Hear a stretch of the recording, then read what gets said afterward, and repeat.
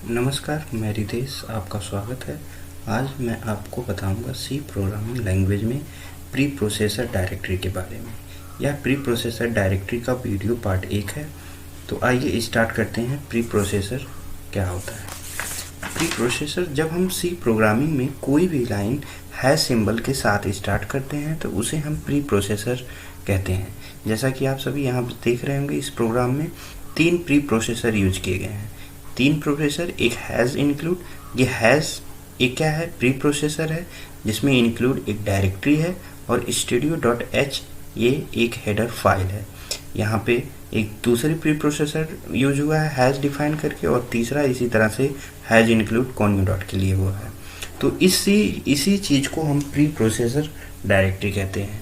जब जितनी भी प्री प्रोसेसर डायरेक्टरी एग्जीक्यूट होती हैं वो सभी एग्जीक्यूट हैश सिंबल के साथ ही हैश सिंबल से ही एग्जीक्यूट होती हैं। जब कंपाइलर हैश सिंबल को रिसीव करता है तो उस प्री प्रोसेसर में दिए गए काम के अनुसार, दिए गए उस डायरेक्टरी में दिए गया जो काम है उसके अनुसार वो हमारा एग्जीक्यूट होता है हैश सिंबल के द्वारा। आइए आप बताते हैं प्री प्रोसेसर डायरेक्टरी यानी प्री प्रोसेसर के कुछ फीचर्स हैं जो इस प्रकार हैं। पहला फीचर्स ये है कि कोई भी अगर हम डायरेक्टरी स्टार्ट करते हैं तो उसमें हैश सिंबल जरूर होना चाहिए, यानी हर एक डायरेक्टरी हैश सिंबल के साथ स्टार्ट होती है। दूसरा फीचर्स ये है कि एक डायरेक्टरी एक लाइन में ही हो सकती है, यानी जैसे कि अगर एक डायरेक्टरी हम यहाँ पे लिए हैं तो सिर्फ एक ही लाइन में हो सकती है। यहाँ से दूसरी डायरेक्टरी हम स्टार्ट नहीं कर सकते। अगर दूसरी डायरेक्टरी स्टार्ट करना है तो हमको नेक्स्ट लाइन पे जाना पड़ेगा। अगला फीचर्स ये है कि कोई भी डायरेक्टरी सेमी कॉलन के द्वारा टर्मिनेट नहीं होगी, यानी इसमें टर्मिनेशन यानी सेमी कॉलन नहीं लगाया जाता है लास्ट में। यदि अगर हमें किसी डायरेक्टरी का डिफिनीशन काफ़ी बड़ा है और उसे हम 2 लाइन में चाहते हैं तो उसके लिए हमें पहली लाइन के लास्ट में बैकस्लैश यूज करके और फिर हम इस तरह से उसी डायरेक्टरी का दूसरी लाइन स्टार्ट कर सकते हैं। ठीक है। अगला फीचर्स ये है कि अगर हम प्री प्रोसेसर डायरेक्टरी को किसी प्रोग्राम के फंक्शन के अंदर भी हम लिख सकते हैं, बाहर भी लिख सकते हैं। जैसे हम आपको बताते हैं, यहाँ पे कोई ज़रूरी नहीं है कि ये जो डायरेक्टरी है यहीं पे यूज करें। हम इसको डिसेबल कर दिए और इसी डायरेक्टरी को हम ये फंक्शन के अंदर ओपन कर दे रहे हैं, यानी अब हम इसको अगर हम प्रोग्राम को रन कराएंगे तब भी ये रन होगा और उसी तरह से रन होगा जैसे ये यहाँ पे रन होगा। तो कोई ज़रूरी नहीं है कि अगर जो हम डायरेक्टरी यूज़ कर रहे हैं वो हमारा प्रोग्राम के स्टार्टिंग में ही लिखना ज़रूरी है, ऐसा नहीं। लेकिन प्रायः जो है प्रोग्राम के स्टार्टिंग में ही डायरेक्टरी लिखी जाती है। तो आइए हम रन करा के देखते हैं। कंट्रोल F9, ये कोई एरर नहीं आया। अल्ट F5, ये देखिए प्री प्रोसेसर डायरेक्टरी में पहले लाइन हेलो था, दूसरी लाइन में हमने डायरेक्टरी बनाया था, डायरेक्टरी में जिसमें हमने पाई लिखा था और पाई की वैल्यू हमने वहाँ पे डिफाइन कर दी थी। तो इस तरह से ये भी काम कर रहा है। अब फिर एक बार आपको दिखाते हैं, इस लाइन को हम डिसेबल कर दे रहे हैं और यहाँ पे अगर हम सपोज दैट यहाँ पे इसको हमने यही डायरेक्टरी यहाँ पे है, यहाँ पे लिखे हैं। तो अब हम रन कराते हैं कंट्रोल F9, राइट, कोई एरर नहीं। Control alt F5 sorry, alt F5, ये देखिए रन हो गया। तो कहने का मतलब ये है कि डायरेक्टरी को फंक्शन के बाहर भी लिखा जा सकता है और फंक्शन के अंदर भी लिखा जा सकता है, लेकिन यूजुअली इसको हम प्रोग्राम के स्टार्टिंग में ही लिखते हैं।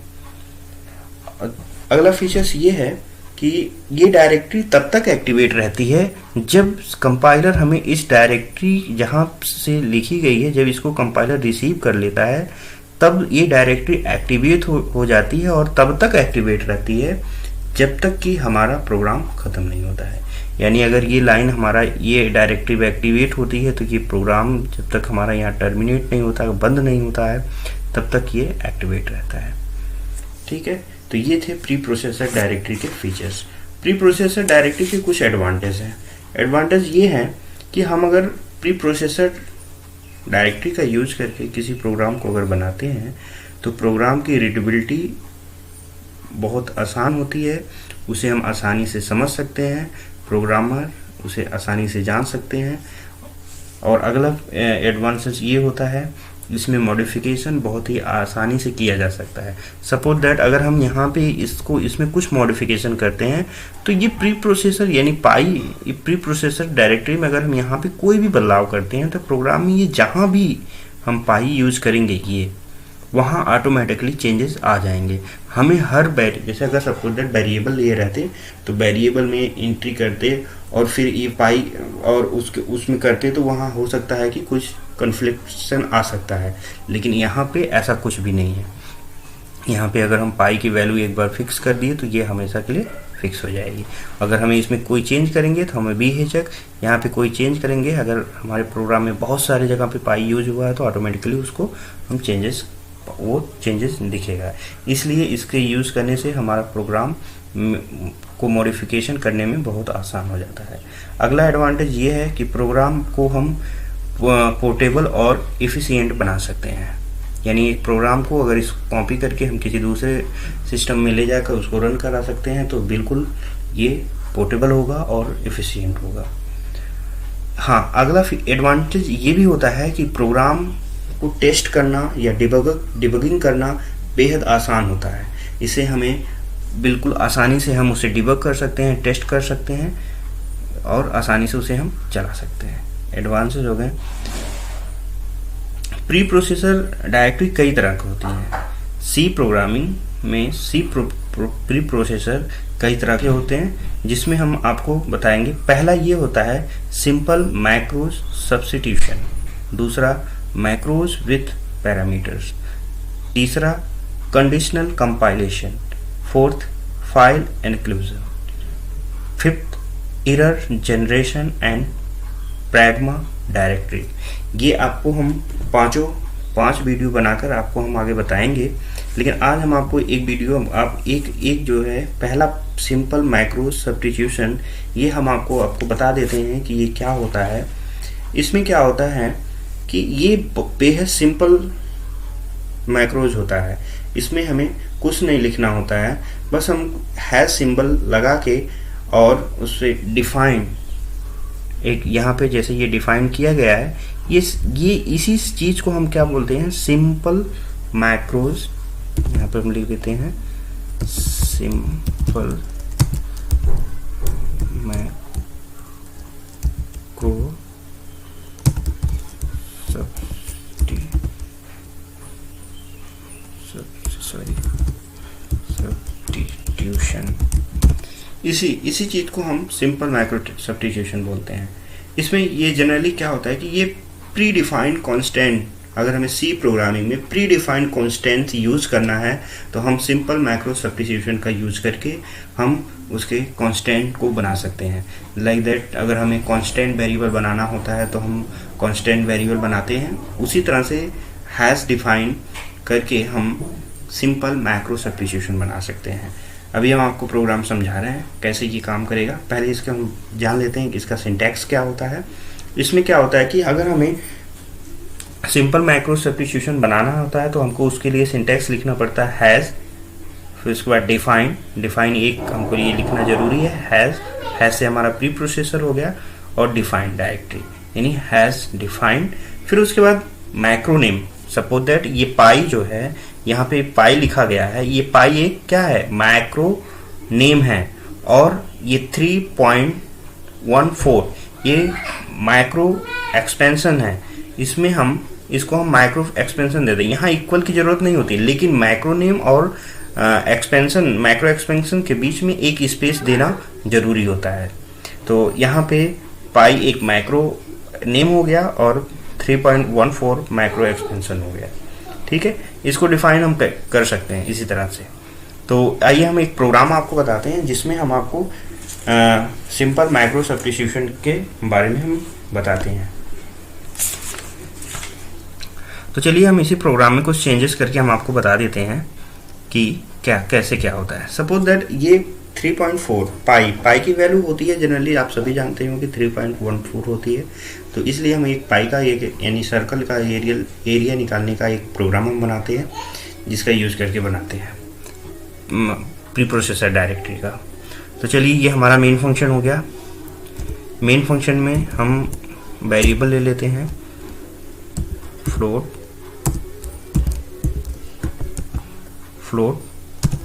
हमको वेरिएबल की ज़रूरत पड़ेगी, एक एरिया और एक रेडियस। हमें सर्कल निकालना होता है तो आर फॉर एक वेरिएबल लेते हैं और फॉर रेडियस। और फिर यहाँ पे हमने एक मैसेज दिखाते हैं प्रिंट एफ, राइट, और इसमें लिखते हैं इंटर सर्कल